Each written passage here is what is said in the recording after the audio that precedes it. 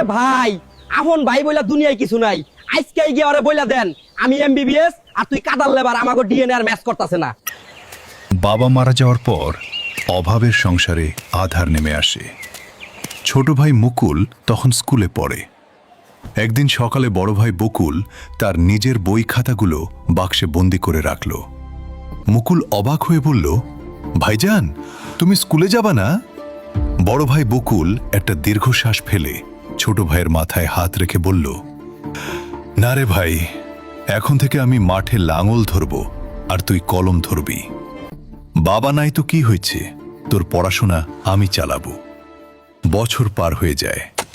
বড় ভাই বকুল রোদে পুড়ে বৃষ্টিতে ভেজে অন্যের জমিতে কাজ করে।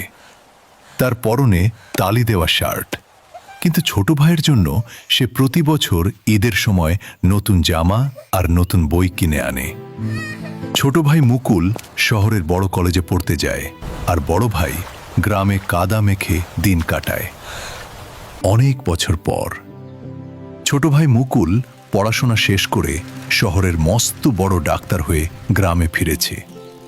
গ্রামের চেয়ারম্যান আর মাতুব্বর বানরেরা তাকে ফুলের মালা দিয়ে বরণ করতে এসেছে।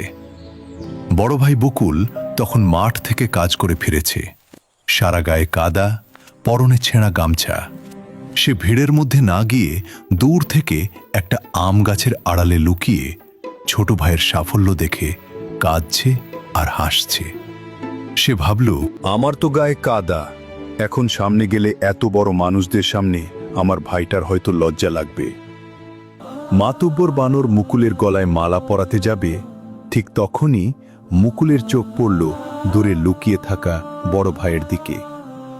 মুকুল মাতুব্বরের হাত সরিয়ে দিয়ে এক দৌড়ে চলে গেল বড় ভাইয়ের কাছে। বড় ভাই বকুল ভয় পেয়ে বলল, আরে মুকুল, করিস কি? আমার গায়ে কাদা, তোর দামি স্যুট নষ্ট হয়ে যাবে। কিন্তু মুকুল সে কথা না শুনে কাদা মাখা বড় ভাইকে শক্ত করে বুকে জড়িয়ে ধরল। এরপর সবার দিকে তাকিয়ে চোখের পানি মুছতে মুছতে বলল, আপনারা আমাকে ফুলের মালা দিচ্ছেন? এই মালা পাওয়ার যোগ্যতা আমার নেই। আমার বড় ভাই যদি রোদে পুড়ে নিজের রক্ত পানি না করত, তবে আজ আমার গায়ে এই দামি স্যুট থাকত না। আমার ভাইয়ের গায়ের এই কাদা আমার কাছে দুনিয়ার সবচেয়ে দামি পারফিউমের চেয়েও খাঁটি। এই কথা শুনে গ্রামের সবার চোখ পানিতে ভিজে গেল। বড় ভাই বকুল ডুকরে কেঁদে ছোট ভাইয়ের কপালে চুমু খেল।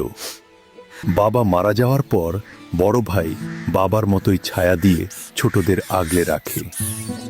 নিজের স্বপ্ন বিসর্জন দিয়ে যারা ভাই বোনকে বড় করে, তাদের ত্যাগের কোনো মূল্য হয় না।